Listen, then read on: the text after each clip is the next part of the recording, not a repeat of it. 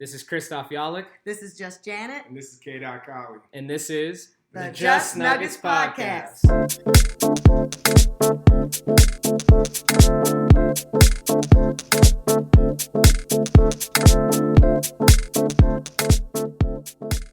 Welcome, everybody. How's everyone doing today? Oh, we're good. How are you, K-Dot? We're doing well. We're back with another episode of Just Nuggets, the Just Nuggets Podcast. Kyle here checking in. Chris, how you doing? Christoph, yeah. I'm on the ones and twos. I feel good. It's snowed here, so it's been, it feels like the winter is coming, Yeah. Well, this is Just Janet, and I hope the winter's not coming for our Nuggets because we got a lot to talk about. I'll tell you what is coming for the Nuggets. Some sickness. They are. I would say usually, teams are banged up, but this is different. This is like they're just not feeling well right now. We got with Joker. We can go into it a little bit, but first, started with Bones. I'd say it started with Bones. Yeah.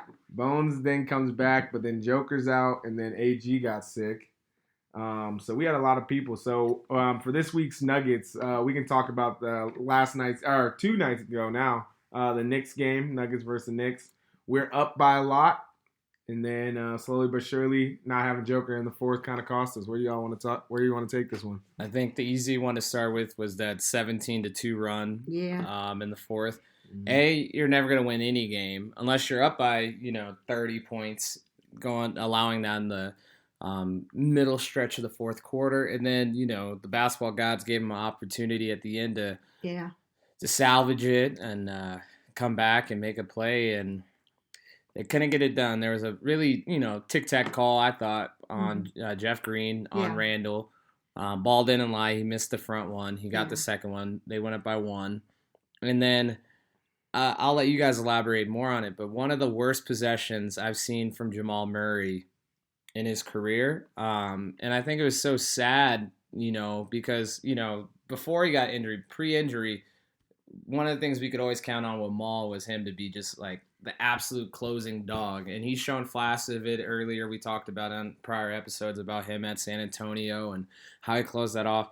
So just seeing him dribble to infinity and then just throwing it to KCP to just throw up a prayer basically as your last chance opportunity in a tough game that was already tough to watch. That was kind of sad. Yeah, I just call it rust. He was just rusty. Yeah. We'll give him that.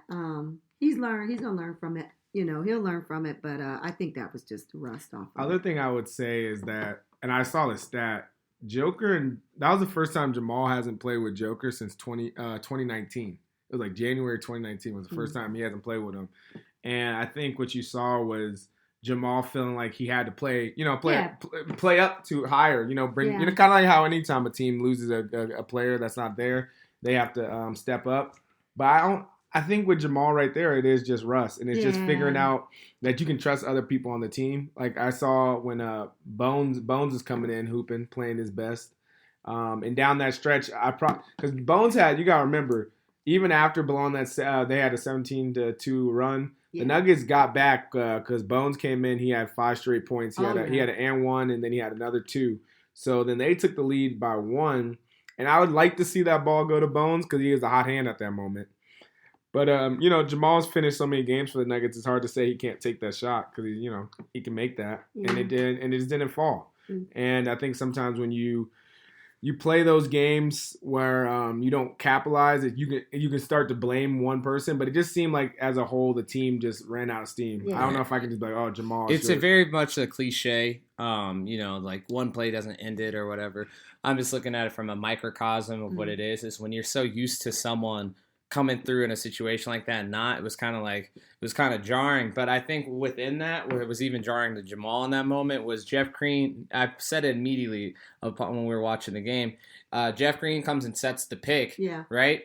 That would be Yoke's time to set that pick. And then there was no roll. Yeah. And when there was no roll, you could see Jamal just kind of like, oh, I gotta make something out of this. So he started dribbling a little bit more, looked at the clock, see it was time running down. He put another move on the defender. Defender does not bite. Then he kicks the KCP, and we know what happens from there. I just think it's kind of funny because for the last 2 seasons, or at least season and a half, Yoke and AG were winning games without any of these dudes. They was winning 48 games, won a playoff series. And then it was just funny to me that they couldn't win one game No, without I them. get it. It's just, so it's just funny. No hate to Jamal. I think he's absolutely. I think it's more so than like a raise a red flag or sound the alarm. I think it's more so what you mentioned, JJ. That it's just rust. It's he hasn't been that in that time. moment in a long time. And A then to what long you said, time. K Dot, Oh, wow. he hasn't played without him in 3 years. Like, so I think you identified all the things. He wasn't playing with his master pick and roll guy. Yeah. That was Joker. Okay, this is his first game back where Joker's not out there, AG's not out there, all the people, let alone we're gonna talk about all the other people that the team has changed. And so he didn't know the feel of it. He just took it all on his shoulders and it didn't work. But that's fine. He still was out there, he still was trying, and it'll be one game that they'll learn from. I just hope this is a learning lesson. And we'll see. Not to mention, Jamal has come through this year already. In the game against the Thunder, he had some big shots that brought us back. Yeah. And then in the game against the Spurs, when Joke and Maul were playing that Spurs game, pick and roll game rather. So it happens. It literally happens. And I know you don't want when you're so used to star players showing up and showing out, but it happens. Yeah, I think, like I said, I think it was just more jarring than anything, because you were so used to seeing Jamal come through in the moment, and then it was like, after the moment had passed, and you're like, oh, he hasn't been in that moment for a couple years. Right. So, like, to your point, it takes a little bit of rust. So to your point, it takes I mean, bad podcasting right there. Jay, to your point, it was rust. Kyle, to your point, it was he hadn't played with Yoke in a while. And then the other reason why they're out is, the Nuggets are sick. They're sick because they're good. ESPN had them ranked as number 3 in the league in their power rankings coming into this week. And then they're also sick as in like with the flu or COVID or whatever it is. And I would rather this happen now. So you could get these minutes and Jamal can get put in these situations and whatever it is. I don't know, MPJ caught a little bit of hell this week too because of his play Wednesday night. He's been playing well, and you know what? We expect them to always be on 100% every game, and sometimes life just comes in the way. Yeah. Life meaning maybe you got you had all those 4 games of away, and you're back home, and I mean it's a lot of things that cause it. I'm not making excuses for them. We're just calling out some of the things that might contribute. What actually kind of goes there is expectation. Not only this podcast, but a lot of, sports talk radio here in Denver, a lot of fans, they look at and see a Wednesday night game at home versus the New York Knicks. That's a win. Yeah. We said it. A lot of people have said it. And when it's not, and then it was in the fashion it was, then it's like, then it starts to be a whirlwind of like, what happened. But we doubt that it would have been a win if we had either, not even both, either Joker or AG, because Randall would not have had 4 points or whatever it was, and he certainly wouldn't have had those rebounds he got. Let me make 3 quick points. To that first part, I would love to say we needed Jamal, Joker, and AG to win that game, but we actually didn't. We were up 10 points, true. We were. And we could have finished that out. It was just the team down the stretch didn't play well. Right. 2, to the Nuggets are sick point. That was their first loss at home. Yeah. So they've been playing really great basketball. And to the last part, Nuggets being sick again, we were the number 1 seed, tied for the 1 seed coming into that game. And going out, we're still 2. We're still 2. We're playing tonight. We're going to talk about it later. But yeah. And I think, honestly, you can really look at it. They scored 27 points in the first quarter, 27 points in the second quarter, 30 in the third, 19 in the fourth. There it is. So, like I said, it was a 17-2 run. That didn't help. A couple bad positions and bad calls down the stretch. And you lose by 3. And yes, if you had one of those two to play, you win this game. And I watched Michael Malone's press conference, or heard it anyways. He seemed annoyed enough that he was going to get on him. So that made me feel better because, I mean, they're not going to just let this roll off their back either. So I hope that they talked about it, looked at the film, noticed what was going on, and then fix it going forward. So the other thing you got to look at, and maybe we just, we've been looking at the one side. On the other side of things, you did hold them to under 30 points in 3 out of the 4 quarters. Even in that fourth quarter, as bad as it was, they only scored 26 points. Yeah. We just haven't scored 19. So that's just a total outlier. Couldn't close down the stretch. And again, maybe that is we need Joker right there. But if we play that quarter better, I know Najee was playing good up until the fourth. I think he played all right. Like you said, I knew you had that point that he played slightly long in that fourth. Yes. And taking out Bones at the beginning of the fourth and bringing him in just slightly too late. Yeah. Slightly too late was also the part because our offense. Yeah. Really, the issue with that whole thing was that we had no scoring. How many points did Michael Porter have in that game? I don't know. So we were really getting I felt like only two people scoring that game was Jamal, who had 21, and Bones, who had 21. Michael Porter had 5 points. Yeah, see, and that's and a -8 plus minus. And I think something like that is more 1 of 6 from 3, 1 of 8 from the field. I'm gonna give him that. No, I think we're giving everybody a pass. He's gonna give him that pass. I'm saying if he gives 10 points, we still walk out. Sure. And that's why I said that was a more of a collapse than a let's point at any specific person. And Nuggets Nation, this is by no means a sound the alarm. Like I said, warning, alert. I think that's like one of those ones. Like I watched the post game presser. I wouldn't technically call it a presser, but they, when the reporters come to the locker room afterwards and they talk to Jeff Green, and he's like, "Yeah, put that one behind us. That's all you can. That's all you can do. Just put that one behind you on to Dallas, and we'll do the exact same." Well, we're going to take out 3 good things. Good thing is we went in the game number 1 in the West. We coming out number 2 in the West till the night. We'll see how we do, and we'll talk about that in a minute, as I said. And then the other thing was Mike Malone has learned this season. I've watched it now for 14 games to call timeouts when needed. I'm so impressed because. He left a lot to be desired. The momentum swings. Mm-hmm. The best one in the business, of course, is Pop. Yeah, he's the best. Yeah. Who I might say is the second best? Who?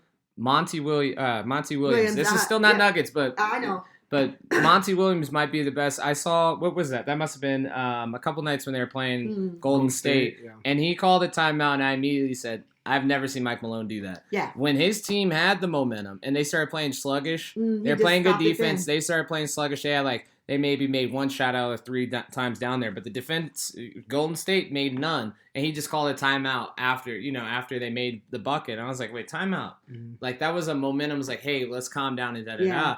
And that was a great timeout in my opinion. Yeah. But to your point, Pop is still the king. Yeah, he's king. I think with Malone, it used to be that he didn't when they were getting sluggish and tired or whatever, he couldn't feel it. This year he's feeling it. That's good. So now it's the momentum changing, that not our momentum. The other team, when they have this run, instead of letting them walk it all the way down to 5 remaining or 6 or something, two possessions to catch us, we should stop it somewhere in the low teens or something, and get just put him on the bench and talk to him a little bit, and he'll get there. But he's a lot better calling timeouts. The other thing I'll say, since we're talking a little bit about Mike Malone too, I noticed that during that game, because there was no Joker wasn't there, that paint was free money. Oh, it's free. That was free money enterprise. They could have had some points in the paint. Yeah, and I think you laugh. I could have got a layup. I think what the Knicks game plan, or at least Tom Thibodeau, was like, we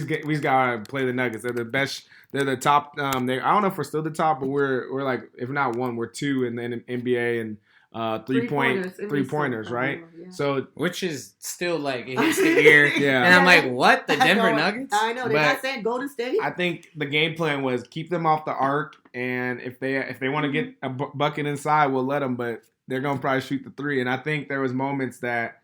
I think DeAndre Jordan or Zeke, they could have had probably some more points down there too, because it was free. It was free, like I said. Well, we didn't have our passer. Joker's a guard. I mean, he's a guard, 5 center, or whatever. But he's our, he's our everything. Yeah, well, he's definitely the facilitator of points sometimes, and so that we. It happened with Melo. It happens across the league with everyone's best player.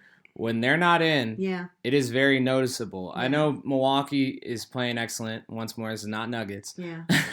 But when Giannis is not in there, they're a totally different team. Yeah. Like how they play, their style, they're a little bit more gritty. They're not going to outscore you. They don't have anybody in the clutch time to kind of go get a bucket if Middleton is, not having his way that day. It happens to everyone. Look at the Warriors without Steph, the Nets without KD. Yeah. Insert without LeBron. Exactly. Insert team, Nuggets take out their without best Jamal. player. Yeah. You know, it happens. Yeah. You know, Philly without Embiid. These teams look completely different. And last night or a couple nights ago, I just think you did it. So now you're looking at having lost 2 of your last 3. I want to say you're reeling by any means. I would say you're sick. You know, you need to get healthy from a immunal standpoint. From a immune deficiency side of things. But you have 2 coming up at Dallas.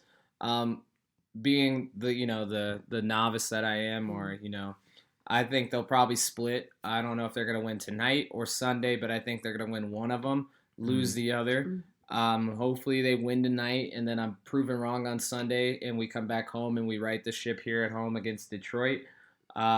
We will see. I say that having a weekend in Dallas, trust me, I've had a weekend in Dallas. They can be very fun. So I would steer clear of Deep Ellum. Or go there. I don't know how however you get down. Just be safe. I'd say a key focus of this game is 2 words: Luka Magic. You're gonna have to guard him up with your life.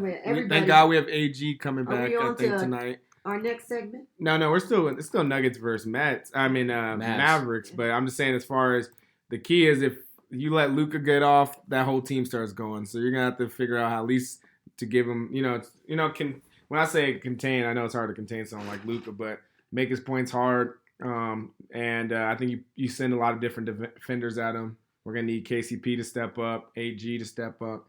But the Mavs aren't really all that deep to me this year, but they're just a playoff team at the end of the day, and playoff teams are kind of tough. And they have one of the 10 best players. We can argue all day, and I don't feel like doing that right now. Okay. But they have one of the 10 best players on the planet on their team. So anytime you have that, you have an opportunity. Absolutely. Yeah. And they're in 7th spot, so they're not that far. We won 9 games, they've won 8. So So let's look at the rest of the league. Let's jump into some not Nuggets. I think we have to start with a walk. He's walking 40 points right now, which is crazy. Shea Alexander, man, that man is playing some great basketball. Can I make a quick caveat really fast? Because I want to talk about SAG. But I did not know that Luka's making $37 million. That's incredible. He deserves it. Should, yeah. I just didn't know he was making that much money. Sorry. Not a penny less. SGA, I'm super sorry. No, that's good. Yeah, Luka deserves every dollar. I just didn't know that. That's a lot. They just need to get another superstar around him. But speaking of superstars, like I said, SGA is playing great basketball, and he's stepped up into that conversation where even in the West with all the guards, you're gonna have to put this man on the All-Star. If he keeps playing like this, you're gonna have to put him. You're gonna have to carve out a spot for him because I gotta. Let's see if you can pull it up for me, Chris. His last 8 games, he scored at least 30 points a game. 2 nights ago, he hit a game winner. So you're looking at a young basketball player, same class from I think he came out the same year as Michael Porter. Another person from that class that's hooping at a high level. What do you guys say? I mean, he's an absolute dog. Yeah. I mean, that game winner, he just stepped in, hit that one with so much confidence. The one against Washington Wednesday night. It was like, what? The amount of just no holes barred about this. He said how calm he is. He's been excellent. You've mentioned it for seasons now. I remember when he was making a stir. I believe, wasn't he one of the players that the Clippers drafted over Michael Porter? I'll check that. But because they had 2 picks right before the Nuggets, and I think let me double check. But if he's not an all-star this season, there's something wrong with how we do it all. I know. I mean, I'm not gonna say it's a popularity contest to be a starter. We all know that. Mm-hmm. We'll see how the starting shakes out. But he's making such a push for that. I wouldn't even be surprised if he was a starter because NBA fans are on notice. Even the people listening to this podcast, I'm pretty sure this is how many times have you heard his name this week? Yeah. Just because when you're scoring 42, 37, 37, 39, in the last 5 games, you are doing something. And you've won, of those last 5, you won 3 of them. And they beat the Knicks on the road. Let's also because last podcast when we were talking about it, we said SGA was getting us. We said in the Nuggets game, we said That man almost beat us when we were playing Toronto, and glad to know he's not. It's not just against us, but it's the whole league he's taken by standby. And I'm just proud. I'm proud of young basketball players stepping up. Like I think so many times you hear about even us as Nuggets fans. You hear about Jokic. You hear about Greek Freak. You hear about KD, LeBron, all those guys. But when you see someone like him in a small town, I mean, like not a flyover as they would say, as they say, and in a basketball city that hasn't had like superstars since Westbrook. It's good to see those type of basketball towns getting good basketball. And I think that's a perfect segue to another team who's doing excellent and who's on a 5-game winning streak right now, and that's the Sacramento Kings. And a couple weeks ago, earlier this month, if you said, oh, the Kings, the 3-6 team, they're in prime Kings position right now, just not doing anything and losing. Now they're winning. They've had some good wins in here. Just look at the teams. Don't care about how they're playing. They still got talent. You got to win versus Cleveland. You got to win versus the Lakers. You got to win versus Golden State in a row. Then Brooklyn. So 4 of your 5 wins against those 4 teams. I don't care what you say. And then you beat Pop last night. Yeah. You deserve credit where credit is due. And I just want to give them their flowers while they're hot. Mm-hmm. I would say the Kings they've had the stove on for about a couple years, yeah, and they have yet to put any food on the we shall see on the pot. But I'm glad to see that they're cooking a little bit this year. I remember it was either a year ago or two years ago. The Nuggets for some reason couldn't beat the Kings. I remember Buddy Hield was getting us, and someone else in the building, and it was just one of those. Yoke did hang 50 on them. No, yeah, we was playing them. Yoke would do his thing, but they would take the W. They would get us. So I mean, again, another basketball, not mentioned team too often, but they're playing good, and honestly, the key to being mentioned in any media with basketball is play great basketball. Yeah. And the Kings are doing it this year. They started 0-4 and now they're 8-6. Like I said, SGA so they've won 8 of their. Come on, it's pretty good. Mm-hmm. I would look at it from a perspective of this. We'll be doing this podcast come March and early April. Will they be here? Will the Kings be a winning team at that point? That is still to be seen. But they have the pieces. Like you got De'Aaron Fox, you got Sabonis still. So you have those players that are obviously you have had NBA talent. You have all-stars on that team. Harrison Barnes, and it's just they can do it. I don't think the West is so strong when it all gets down to it. They're gonna have to play somebody in the first round if they make it. Yeah, that's gonna really test them as a team. And a lot of times the NBA is kind of. Hey, you got to break ceilings, you got to get to the playoffs. Then you got to play those playoff teams. So it kind of takes a minute to rise a little bit. Memphis, you saw last year, finally broke through to that next level. Right. After they played in the play-in game, after they got to the first round. So it kind of is a growth. The Nuggets went through the same thing. We did. We went from losing last game of the season, never making it to the playoffs. So we finally made it to the playoffs. Beat the Spurs, but then lost to Portland in Game 7. And then we finally, in the bubble, were able to make it to Western Conference. So now their hurdle is getting out of the West. It's a process, and I mean, you can't be mad at teams that are playing good basketball early. Yeah, you gotta play it honestly, the Kings have the longest drought of not being in the playoffs. I think it's since 2005, 2006, back with the Bibby, Weber. Think about how many Kings teams. Mike Malone as the head coach, and Boogie and Kevin Martin, and they've had quite a lot of Tyreek Evans. They've had quite a lot of iterations there, and none of them got into the playoffs. And so it would be a breath of fresh air, even if they make the play-in game. Yeah. So I'm not calling myself a fan by any means, but they are a team I am rooting for. No, I think it is this, and this is the only part, is being from Denver, and if we didn't have Yoke, they wouldn't be talking about us in the media. So I do barely do. So when I'm middle, like I said, the flyover forgotten basketball towns, when they play well, we gotta give them a shout out. And let's go to their neighbors because we love them. Do we love them? them? They beat us last season. They won the championship last season. They're a dynasty. The Warriors. I think this is episode number 4.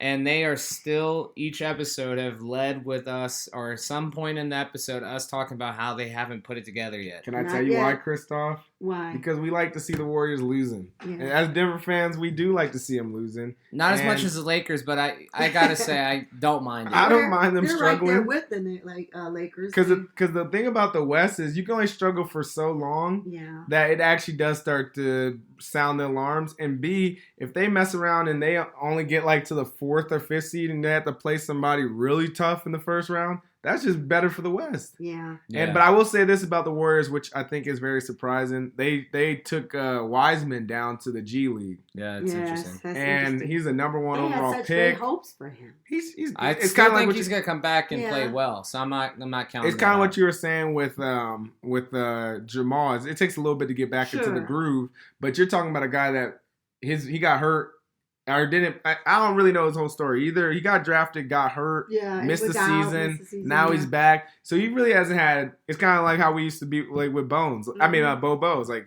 He needs time on the court, Yeah. but when you're playing for a championship team, it's hard for those minutes to come by, and we can't wait for you to Yeah. get better. But I You think- got to go get I better in think the that G may League. be happening. They were looking for him to be their backup center or their some. Yeah. But I think it's Kyle made the point. It's hard to sit here and develop talent sure. while you want to win. Yeah. Mhm. Because a lot of times in this league, you're not always developing talent Right. and winning. That's kind of a hard juggling act to do. Mhm. Yeah. Unless you have like a Kawhi Leonard in San Antonio Mhm. or a few other examples I can probably think of, but I'm not going to mention right now. It's tough to do. And I think that is why we're so hopeful about the Nuggets, because we're in our top 10 are it's either veterans, people who played together a while, Yeah. and or the youngest kind of try to get it together is Bones in my And mind. Christian. And Christian, Yeah. yeah, Christian. So it is we're lucky. We're just lucky that we have gone through that development, if that's what you want to call it, and we're ready now. And that's why I think we got to keep going and doing what we need to do. Yeah. And hopefully we can get through this sickness, illness, or whatever you want to call it, Well, we're like I said. I think obviously and not get too far behind. Yeah, that's what we're so tough in the West. got you. We got to stay in the top 4 because that's where we should be. Yeah. You know, some kind of way. I think they say in business, sales cure all, and I think in the NBA, winning cures all. We get one tonight, then we're not as worried. No, we're not. You get to relax a little bit because you get one in Dallas, it's against a good team, and the whole we need Joker to win these games. You can all right, we can relax and we can win games without him. Right. So this is a big one tonight. And I guess the last but not least, and you can talk about this one, Chris, is the Nets in Portland. Was that last night or 2 nights ago? That was last night, Okay. and it was the Nets. Yeah. They're kind of starting to gel a little bit better of late. I think all the things that are happening with Kyrie and the suspension and just new head coach. There's Yeah. just so much going on. Even new players getting Ben Simmons back on the court, and finally a season when they're all healthy. Yeah. That's the thing, is like on paper they're all healthy. They should be playing. They should be the Nets that we all Starting kind to gel. of want to see. It hasn't. But last night just felt like something, because you were at Sacramento. We just got done talking about them. They put 153 on your head top, and you come back and Portland's a great team, phenomenal team out west. They gave you all you wanted, and Katie had an excellent look at it, missed it, got a nice little tip back in at the buzzer. I thought it was an excellent game. That was my NBA League Pass game of the night, even though we were watching LeBron on the shop a little bit too. Mhm. I thought that was excellent. I know it's kind of basketball, kind of football, but when you had LeBron, Maverick, and in guest Jamie Foxx and a few others doing crossover and watching football last night, that was pretty interesting to see. That was cool. And you kind of got within it, you got a lot of basketball knowledge, and you also got a lot of like film knowledge and Mhm. life knowledge, business knowledge. So just like usual, the shop is always great, and Mhm. LeBron is always good at he's always got his hand on the pulse of what Yeah. things are. He looked real comfortable. I mean, he was He did. comfortable doing that. He doesn't so. have much to prove. No. I've noticed. Like I love it when like you see people like him or Tom Brady. Yeah. They don't have anything to prove. Like what is? I think Steph Curry's kind of in that role Yeah, now he too. is. I've seen him now. He just now plays he got so MVP, fluid. MVP, you know, Yeah. all of it. He plays so fluid in his game. He's like, I'm all time great. Like I'm on Yeah. the 75th team. I got my 4th ring. I have the most 3-pointers in history. Yeah. Like, what is there more for me to prove to you guys? Like, I have nothing. The only thing I could do is keep stacking wins and or in Braun's case, like stack accolades.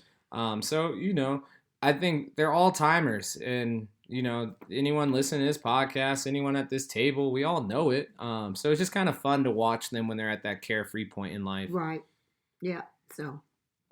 Yep. Let's last but not least, let's go into these 2 minutes remaining. 2 Let's minutes go. remaining. And I'll bring on the interesting one because you don't see this often, but Bones was on the JJ Redick podcast. And it was cool. Like, yeah, I think you got to see a different. I mean, obviously, Bones is a character, anyways. But to see him in a longer form conversation was really cool. Obviously with a basketball player like JJ Redick. Mm-hmm. One of the things that had me laughing was when Bones was talking about how he had to humble a kid, cause, a couple cats on the court that thought they were better than him. It was like a street basketball game, and I guess they were talking mess to him. And he said, "Hey, pull up to the court." And when I tell you, he said he didn't even let this dude touch the ball. He got so many points. Mm-hmm. And it was just funny, like the way that him and JJ and them were all connecting. Any takeaways from that, Chris? Yeah, I mean, piggybacking off your story, when JJ said in response to Bones' story about the pickup game, he said everybody, because he shared a story similar to his for him to Bones's, and he was saying that there comes a point in everybody's basketball career where they're like I'm better. And I have to show you that I'm better, So Bones and JJ both had that moment. It was like, I'm not going to let you score. I'm not going to let you touch the ball, whatever it is. So I thought that was funny. One of the biggest takeaways I thought was pretty interesting is JJ Redick, said he almost signed with the Nuggets. Why did he not? Well, after his contract ended with the 76ers, he wanted a 3-year contract. And our boy Tim Conley could only offer him a 2-year contract, so he just kind of like weighed his options and realized it wasn't going to be for him. But one of the reasons he said he was like so close to signing here was because he wanted to just play with Jokic, and he saw how much fun it was just to move around. He said for him, like and we all watched JJ Redick. He was such a without the ball on offense, move around, motion, find a spot, get open. He said, and with that, he said I wouldn't have to like work off the ball or dribble to get 6 or 8 points a game. He said, I'll get that just by moving around and Jokic find me. I make a backdoor cut. Someone makes a cut. No one follows me to the corner. He finds me in the corner. I hit a 3. So the grandiose visions of maybe JJ Redick on like the 2019 team or the bubble team is like, wow, what could have been, If he was on our bubble team, it would have got us over. He ended up going to the Mavericks instead that year. Yeah. But yeah, I mean, obviously, I've always wanted JJ, and growing up, I used to like Duke, so JJ is one of my favorite players. I know you gotta be careful when you say stuff like that. You don't want people to not like you. Oh yeah, I'm saying I don't like Duke no more. I just said at that time, JJ Redick and all them were good basketball players. They were. Yeah, I mean, another thing that was like really refreshing, and it was a great interview. I'll leave it in the show notes for this episode. It's the Old Man and the 3 podcast. Just how humble both Bones and JJ Redick are. Oh yeah. Just like top tier athletes.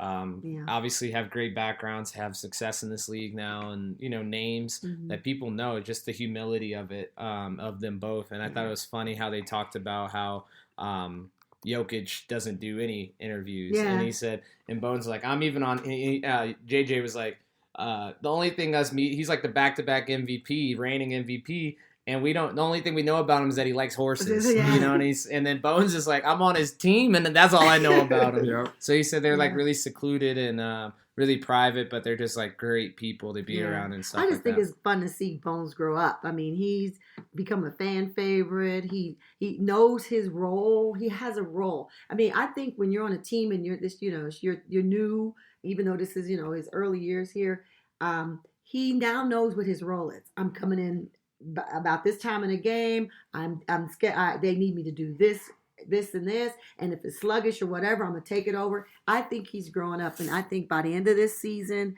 we're gonna be talking about what that growth has taken him to, and what this team looks like if he continues down that path. You're saying a lot to say he's calling him the sixth man of the year. Is that what you're calling? He could be. I Okay. mean, He's on more than FanDuel. capable. You know, Vegas has made mention of it. Really? I don't know his odds. He's more than capable. I can pull him up right now, but his odds are pretty high. I'll tell you this: it's been well documented that I said Bones is a baller on this podcast. Yeah. But one funny thing about going back to the podcast, Bones is shooting 50% from the 3 and 27% from Our the whole 2. team is like killing it. That's crazy. I mean, we like prayed for years and years. Can we get a 3-point shooter in here? Just one. Can you just give us one? Now we got a team. And now we got a team that's remember at that percentage. I know we can't go an episode without mentioning his name, but do you remember the Carmelo era? So we couldn't even get a corner. Couldn't even get a corner. I almost let it go, but I was like, you know what? It's getting late in the show. I feel like we got to drop the name once. Yeah. But they had no shooters back then. No, they. And it is, and honestly, even when we went to the Western Conference Finals, not with Melo, but with in the bubble, we had shooters, but it was like we was a defensive team. And you can't. It's a podcast, so you can't see Kyle's doing the shaky hand thing. Yeah, and that's exactly what it was. It was shaky shooting. They had shaky shooing. Sometimes you'd have MPJ, sometimes you had Maul, sometimes you had Yoke. And then it was this is really the first season that Jeremy he did Grant. This is really the first season for me. I can't speak for you guys, but for me, that when they go to shoot the 3, I think I have my hands raised like as a field goal kind of thing. Yeah. They're getting it in there, and that's a refreshing I think I have feeling. 28 years of Nuggets trauma. Oh, okay. So 3-point shooting trauma. So I'm still like, no. It's you know what it is. This season's been fun to watch because it's like. It's in, so right. like my heart, my heart still drops. I don't expect. I guess that's what it is. My expectations are low. I think we can embrace it and not be so fearful of it that it's going to go in because they're just talented 3-point shooters. Mm-hmm. Well, Michael, MPJ, all of them really. They practice it. I'll say when you look at the starting 5, if the scariest 3-point shooter you have, like you're like most likely not to make it is Joker or AG. Like that's not the worst. That's not the worst thing. That's not the worst thing. Now when teams have like we talking the down center down the Golden State Kayvon Looney Kayvon Looney ain't shooting no 3.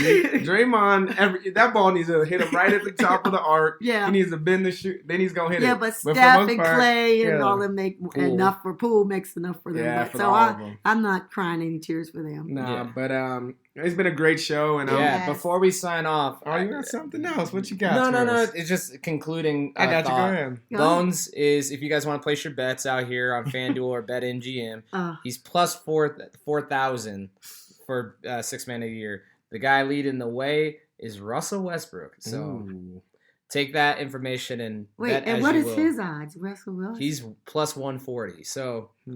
Pretty grand. Bones odds. is plus 4,000. Yes. I might need to go put a bet in. I mean, come on. They don't watch us.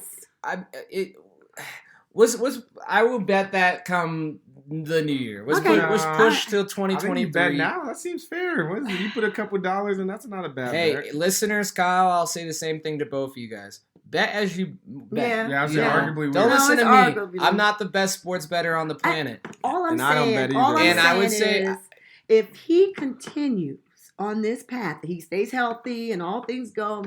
Remember last night we were watching you just talked about the shop and they asked LeBron and they asked other people. You have to have a little luck. So we got to be good and you got to have some luck. Okay, so if we can just stay healthy and all that, and he can continue to do that job he's been doing for these almost 2 months now, a month and a half or whatever you want to call it, he could be it. And so that's what I'm doing, challenge him. Yeah. I'm not Kobe and challenging players in the league or anything. But that's a challenge. He should, Yeah, I mean, I'll double talk really fast. Okay. Plus 4,000 is pretty solid odds. Man, even if I'm just like you might as well bet. And if you don't get it, blame the podcast. Anyways, thank you all for showing up for this episode. We're out. Thank you. Have a great weekend. Yeah. Follow us on Twitter.